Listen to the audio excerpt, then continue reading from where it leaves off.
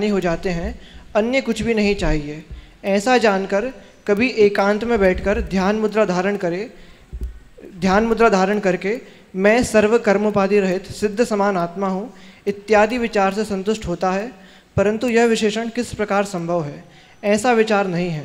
अथवा अचल, अखंड, अनुपम आदि विशेषण द्वारा आत्मा को ध्याता है, सो यह विशेषण अन्य द्रव्यों में भी संभवित है, तथा यह विशेषण किस अपेक्षा से है सो विचार नहीं है। तथा कदाचित सोते बैठते जिस अवस्था में ऐसा विचार रखकर अपने को ज्ञानी मानता है, तथा ज्ञानी के आश्रवबंध नहीं है, ऐसा आगम में कहा है। इसलिए कदाचित विषय कषाय रूप होता है, वहाँ बंद होने का भय नहीं है, स्वच्छंद हुआ रागादि रूप प्रवर्तता है। ये जो शुरुआत में बात कही थी ना, लगभग उसी को रिपीट कर रहे हैं, इसलिए अपन इसमें कुछ ज़्यादा चर्चा नहीं कर रहे हैं। चलो। स्वपर को जानने का तो चिन्ह वैराग्य भाव है, सो समय सार में कहा है सम्यक दृष्टिर्भवति नियतम ज्ञान वैराग्य शक्ति। अर्थ सम्यक दृष्टि के निश्चय से ज्ञान वैराग्य की शक्ति होती है। फिर कहा है सम्यक दृष्टि स्वयमयमहम जातु बंधो न मे स्यादित्युत्थानोत्पुलक वदना रागिणोऽप्याचरन्तु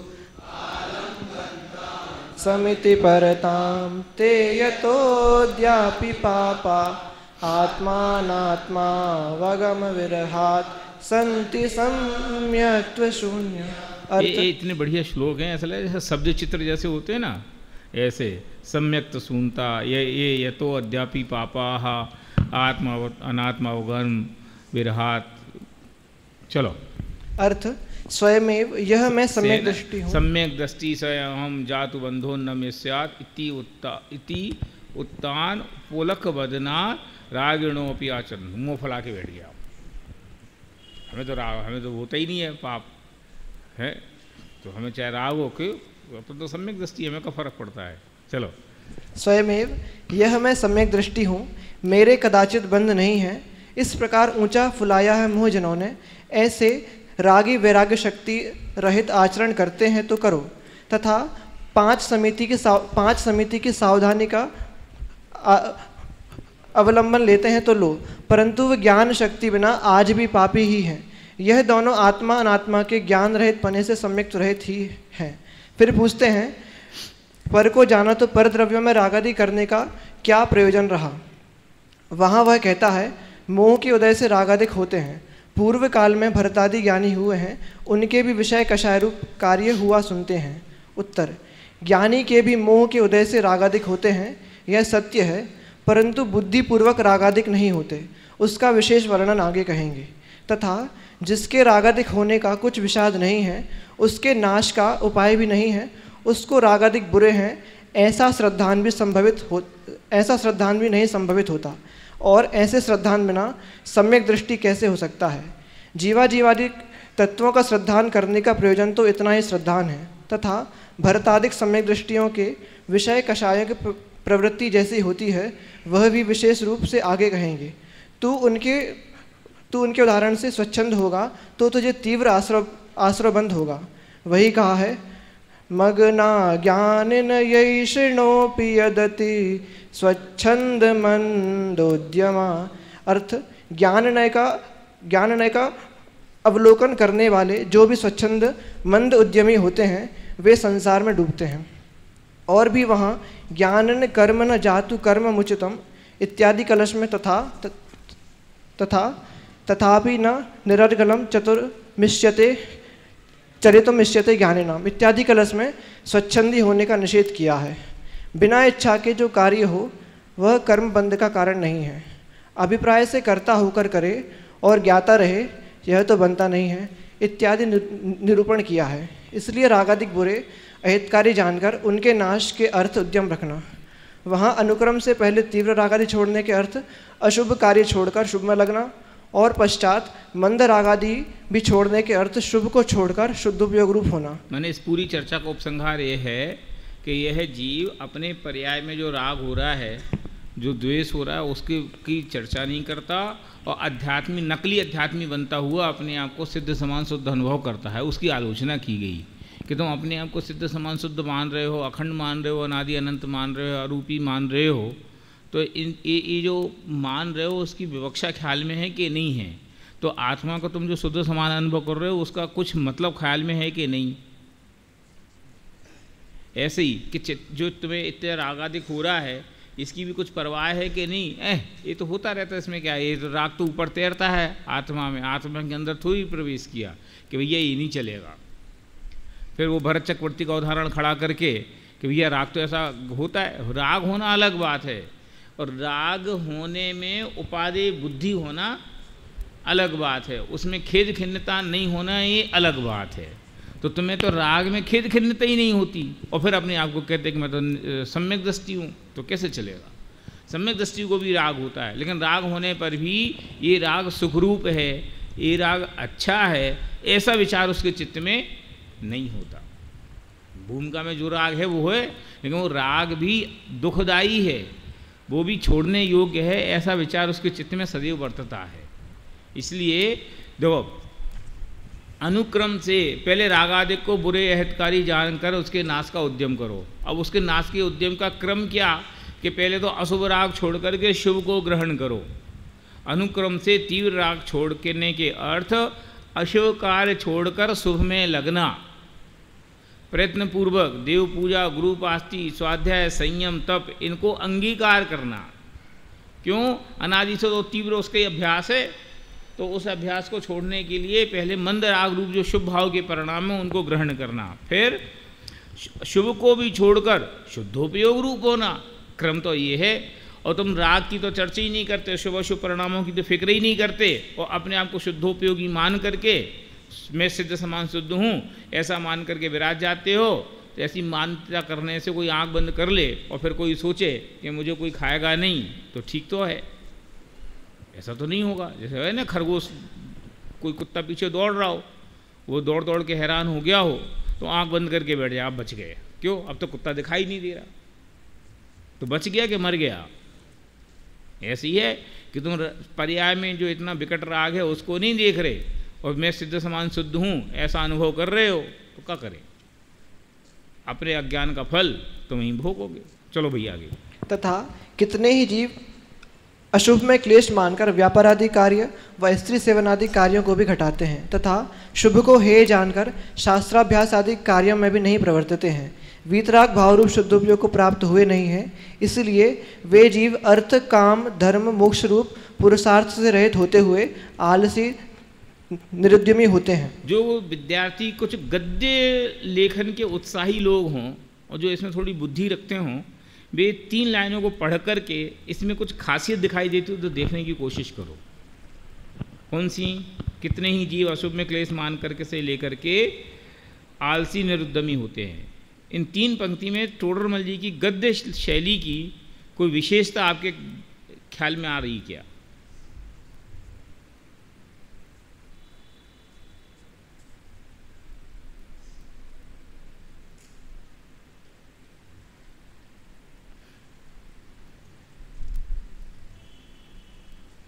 चलो अब मैं बताता हूँ। अगर आपने यही चीज़ देखी हो तो धन्यवाद, और ना देखी हो तो प्रयत्न करना। देखो टोडरमल जी ने देखा ना, अशुभ में क्लेश मानकर व्यापार आदि कार्य, व्यापार माने अर्थ, स्त्री सेवनादि कार्य काम, शुभ को हे जानकर शास्त्राभ्यासी कार्य धर्म, और वीतराग भाव शुद्धोपयोग मोक्ष।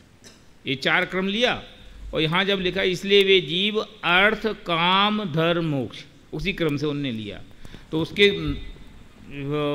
क्या बोला, उनके जो कार्य हैं उनको भी उसी क्रम से लिखा, फिर उनका जो चारों का सामान्य अर्थ है उसको भी उसी क्रम से लिखा। ये उनके गद्य शैली की विशेषता कहलाई। होता ना, जैसे मैंने आपको इस परीक्षा में दिया था कि उनके माता पिता का नाम क्या है, माता पिता का पिता माता, कई विद्यार्थियों ने उसको गलत किया। अरे माता पिता पूछा तो माता पिता बोलो, तो जो माता का नाम पहले वो पिता का नाम बाद में, ये सामान्य क्रम है। ये आपको यहाँ ख्याल में देने के लिए मैंने आपको होल्ड किया था। चलो, उनकी निंदा पंचास्तिकाय की व्याख्या में की है।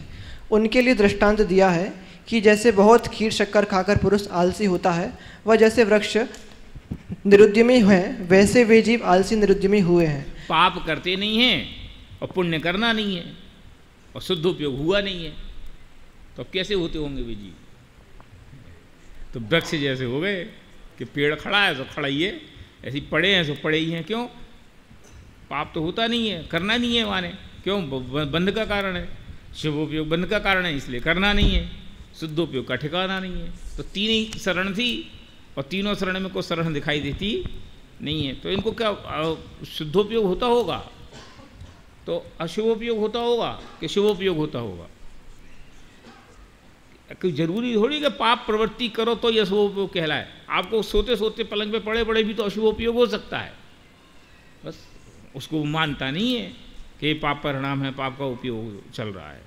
चलो अब इनसे पूछते हैं कि तुमने बाह्य तो शुभ अशुभ कार्यों को घटाया, परंतु उपयोग तो बिना आलंबन के रहता नहीं है, तो तुम्हारा उपयोग कहाँ रहता है, सो कहो। अब देखो, अभी जो चर्चा आएगी ना लगभग 1-1.5 पेज में, इस चर्चा को आप लोग थोड़ा सा आनंदपूर्वक पढ़ेंगे तो आपको मज़ा आएगा, क्योंकि यहाँ शुद्धोपयोग के संदर्भ में कई प्रकार की चर्चाएँ यहाँ खड़ी की गई हैं, तो आपको मज़ा आएगा। चलो, यदि वह कहे कि आत्मा का चिंतन करता है तो शास्त्रादि द्वारा अनेक प्रकार से आत्मा के विचार को तो तुमने विकल्प ठहराया, और आत्मा का कोई विशेषण जानने में बहुत काल लगता नहीं है। बारंबार एक रूप चिंतन में छदमस्त का उपयोग लगता नहीं है। गणधर आदि का भी उपयोग इस प्रकार नहीं रह सकता, इसलिए वे भी शास्त्रादिक कार्यों में प्रवर्तित हैं। तेरा उपयोग गणधर आदि से भी कैसे शुद्ध हुआ माने, इसलिए तेरा कहना प्रमाण नहीं है। ठीक है कि तुम कहते हो आत्मा का चिंतन करते हो, तो भैया बताओ ना तुम आत्मा का चिंतन में क्या करते हो? कि आत्मा के चिंतन के लिए जो मैं एक हूँ, शुद्ध हूँ, अविनाशी हूँ, वो है ना, हमें को खलु शुद्धोड़ने में मौनानंद, तो वो तो कुछ तुम्हारे विकल्प में है नहीं, तो फिर आत्मा का चिंतन कैसे करते हो? कि मैं तो आत्मा को एक देखता हूँ, शुद्ध देखता हूँ। कि कैसे देखते हो? ऐसे ऐसे उपयोग टिकता नहीं है। चलो, जैसे कोई व्यापार आदि में निरुद्यमी होकर निठल्ला जैसे तैसे काल गंवाता है, उसी प्रकार तू धर्म में निरुद्यमी होकर प्रमाद सहित यूं ही काल गंवाता है।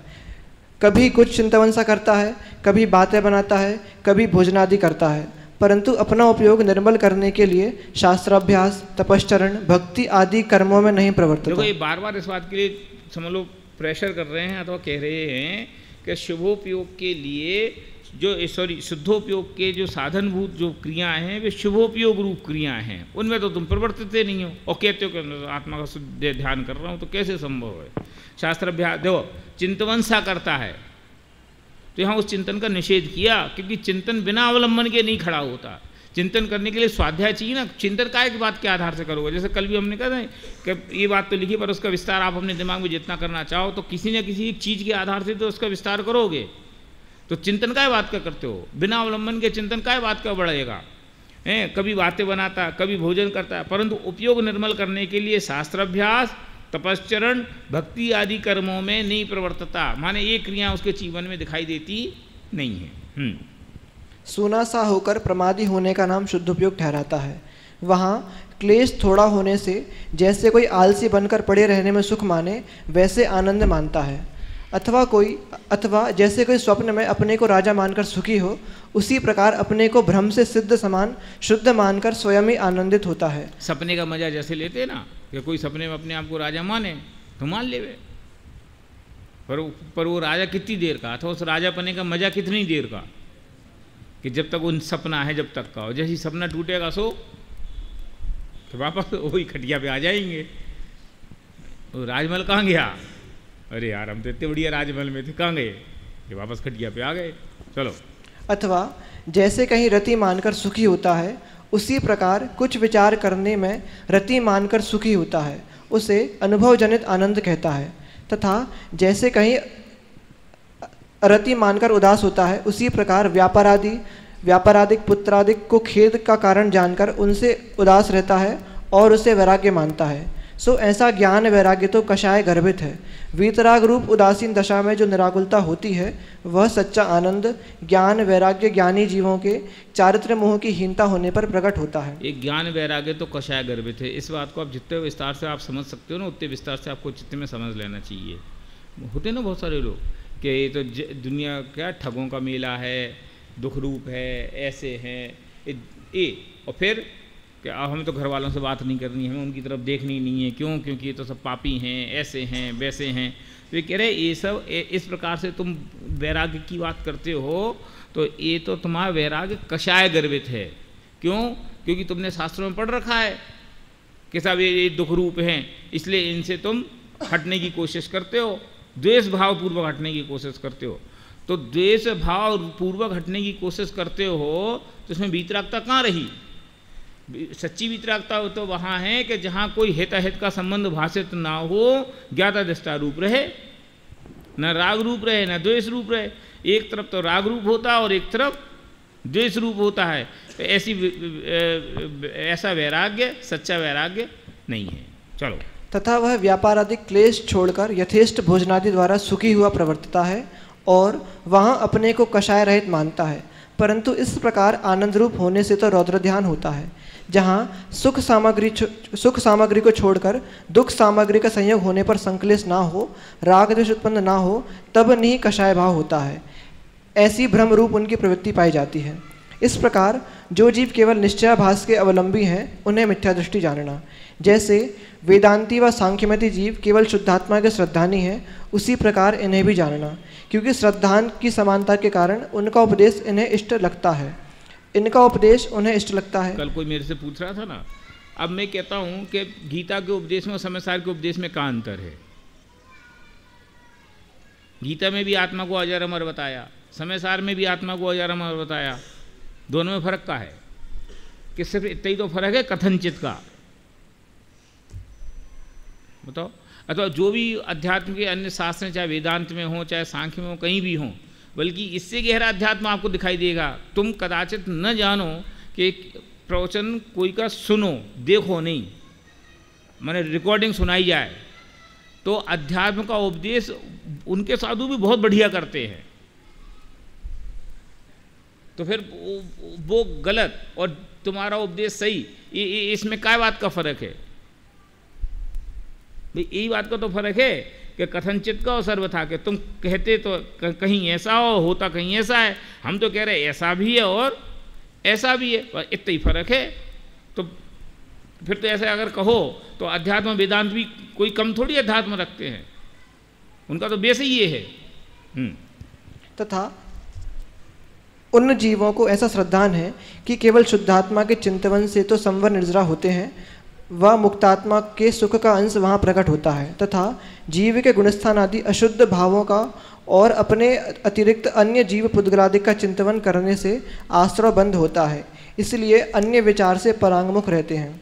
सो यह भी सत्य श्रद्धा नहीं है, क्योंकि शुद्ध स्वद्रव्य का चिंतन करो या अन्य चिंतन करो, यदि वीतरागता सहित भाव हों तो वहाँ संवर निर्जरा ही है, और जहाँ रागादि रूप भाव हों वहाँ आश्रयबंध ही है।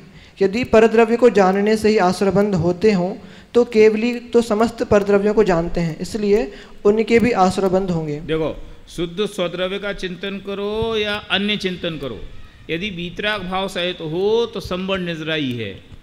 मैंने अभी तक तो हम यही समझते हैं कि अपनी आत्मा को जानना देखना शुद्धोपयोग का कारण हो, बाकी को देखना अशुभोपयोग का कारण है। ऐसा नहीं है कि ज्ञान का ज्ञेय कोई बनो, ज्ञान का ज्ञेय कोई भी बने उससे कोई फर्क नहीं है। फर्क क्या बात से है कि ज्ञान के ज्ञेय के साथ राग का क्या हिस्सा है, ये बताओ। कि राग सहित वस्तु को जानना वो आश्रयबंध का कारण है, और राग के बिना वस्तु को जानना वो तो ज्ञान का विशेषता है, वो तो ज्ञान का गुण है। उससे आश्रयबंध कैसे कहते हो? इसलिए उन्होंने आगे लिखा भी, अगर ऐसा कहो तो फिर केवली तो लोकालोक को जानते तो सबसे ज़्यादा आश्रयबंध तो वो नहीं होगा। फिर ने कहा नहीं, केवली तो अलग है भैया, उनकी बात मत करो। तो उन्होंने नीचे आके दूसरा उदाहरण लिया कि फिर मुनि भी है तो नीचे के जो गुणस्थान है, समझ लो 7वां गुणस्थान 8वां गुणस्थान, वहाँ भी तो उन्हें परद्रव्य का चिंतन रहता है। तो फिर कैसे कहते हो? इसलिए ये बात नहीं बनती। चलो, फिर वह कहता है कि छदमस्त के तो परद्रव्य चिंतवन से आश्रयबंध होता है, सो भी नहीं है, क्योंकि शुक्ल ध्यान में भी मुनियों को छहों द्रव्यों के द्रव्य गुण पर्यायों का चिंतवन होने का निरूपण किया है, और अवधि मनापर्याय आदि में परद्रव्य को जानने ही की विशेषता होती है। तथा चौथे गुणस्थान में कोई अपने स्वरूप का चिंतन करता है उसके भी आश्रव बंध अधिक हैं तथा गुण श्रेणी निर्जरा नहीं है। 5वें 6ठे गुणस्थान में आहार विहार आदि क्रिया होने पर परद्रव्य चिंतवन से भी आश्रव बंध थोड़ा है और गुण श्रेणी निर्जरा होती रहती है। इसलिए स्वद्रव्य परद्रव्य के चिंतवन से निर्जरा बंध नहीं होते। रागादि घटने से निर्जरा और रागादि होने से बंध है। उसे रागादिक स्वरूप का यथार्थ ज्ञान नहीं है, इसलिए अन्यथा मानता है। अब वह पूछता है कि ऐसा है तो निर्विकल्प अनुभव दशा में नए प्रमाण निक्षेप आदि के तथा दर्शन ज्ञानादिक के भी विकल्पों का निषेध किया, सो किस प्रकार है? उत्तर: जो जीव इन्हीं विकल्पों में लगे रहते हैं और अभेद रूप एक आत्मा का अनुभव नहीं करते, उन्हें ऐसा उपदेश दिया है कि यह सर्व विकल्प वस्तु का निश्चय करने में कारण है। वस्तु का निश्चय होने पर इनका प्रयोजन कुछ नहीं रहता है। इसलिए इन विकल्पों को भी छोड़कर अभेद रूप एक आत्मा का अनुभव करना, इनके विचारूप विकल्पों में ही फंसा रहना योग्य नहीं है। इसलिए हर चीज़ कथनचित है कि नए प्रमाण के विकल्प का निषेध तो ठीक है ना, वो इनके लिए है जो उसका विकल्प ही नहीं, विकल्प में रात दिन उलझे हैं। उनसे कहते भैया अब नए प्रमाण से आत्मा जान लिया है ना, तब उससे रहते आत्मा का अनुभव करो।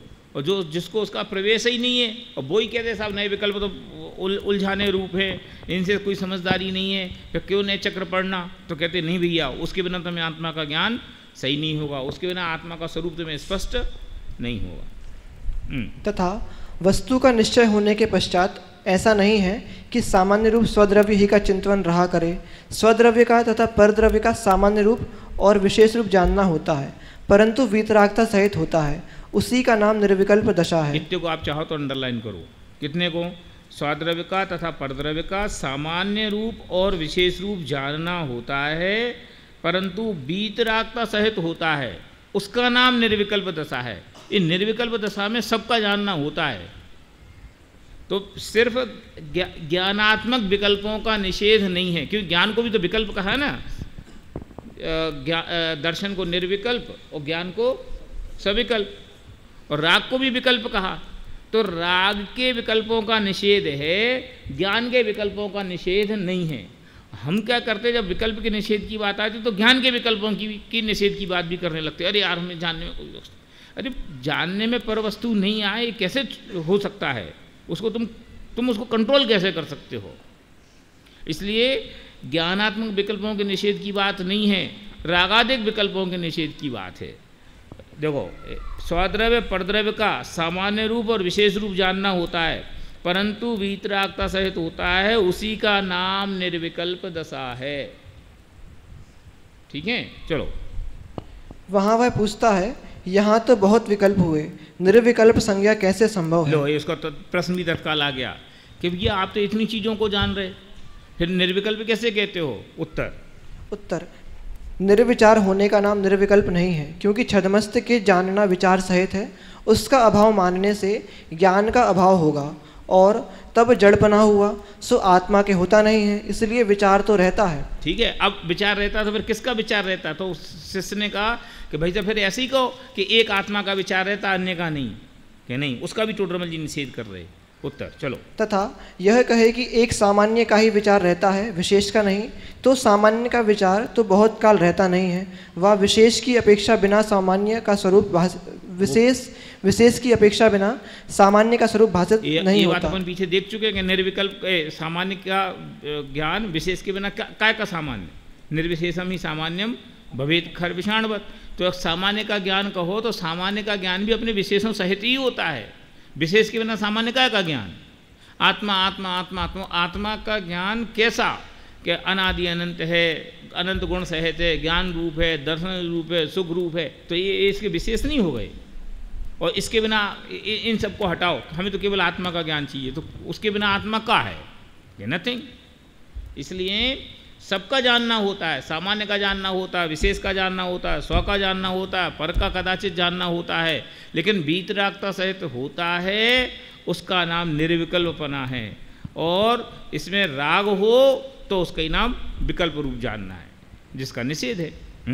तथा यह कहे कि अपना ही विचार रहता है, पर का नहीं, तो पर में परबुद्धि हुए बिना अपने में निज बुद्धि कैसे आए? तीनों बातें खोल दी, सामान्य का विचार नहीं और अकेला स्व का विचार नहीं, सब प्रकार के ज्ञेयों को जानना कदाचित होता है। वहाँ वह कहता है, समय सार में ऐसा कहा है, भावयेद भेद विज्ञान मिदमिच्छन्न धारया तावद्यावत्पराच्युत्वा ज्ञानम ज्ञाने प्रतिष्ठते। अर्थ, भेद ज्ञान को तब तक निरंतर भाना जब तक पर से छूटकर ज्ञान ज्ञान में स्थित हो। इसलिए भेद ज्ञान छूटने पर का जानना मिट जाता है, केवल आप ही आपको जानता रहता है। यहाँ तो यह कहा है कि पूर्व काल में स्व पर को एक जानता था। देखो, उसने पर के जानने के निषेध के लिए समय सार का कलश खड़ा किया। टोडरमल जी उसका जवाब देते हैं। फिर भिन्न जानने के लिए भेद ज्ञान को तब तक भाना ही योग्य है जब तक ज्ञान पर रूप को भिन्न जानकर अपने ज्ञान स्वरूप में ही निश्चित हो जाए। पश्चात भेद विज्ञान करने का प्रयोजन नहीं रहा। स्वयमेव पर को पर रूप और आपको आप रूप जानता रहता है।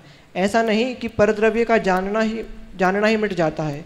इसलिए परद्रव्य को जानने या स्वद्रव्य के विशेषों को जानने का नाम विकल्प नहीं है। बोलो, कितना स्पष्ट ये सब बात खड़ी हो गई। देखो, पर को पर रूप और आपको आप रूप जानता है, जानने का निषेध नहीं है। फिर ऐसा नहीं है कि परद्रव्य का जानना ही मिट जाता है, परद्रव्य ज्ञान का गए ही नहीं बने, नहीं परद्रव्य में नहीं जानना, अरे भैया कौन से जानने में आ गए, ऐसा विचार ही नहीं है।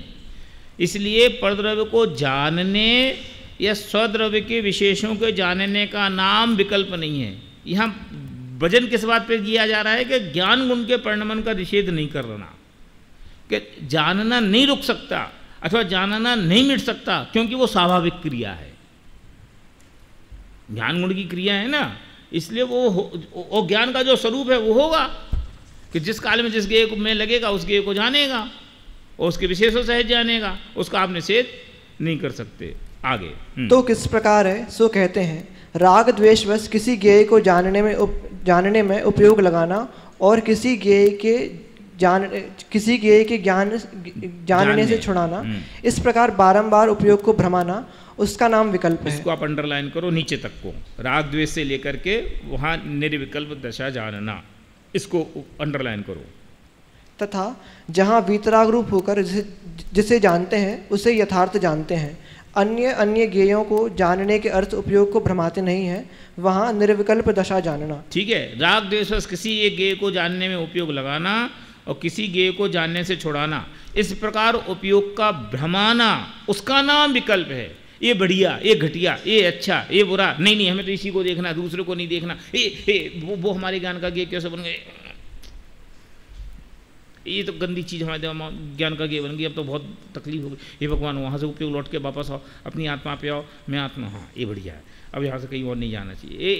ये जो खींचातानी है, इसका नाम विकल्प है। और वो जिसको जानता है यथार्थ जानता है। यथार्थ जानने का मतलब क्या है? ये है ना कि तथा वीतराग रूप होकर जिसे जानते उसे यथार्थ जानते हैं।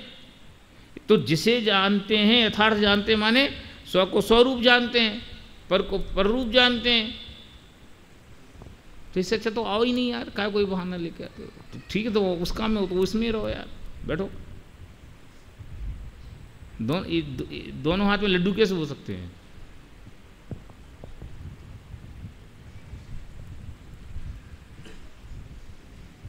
क्या कह रहा था?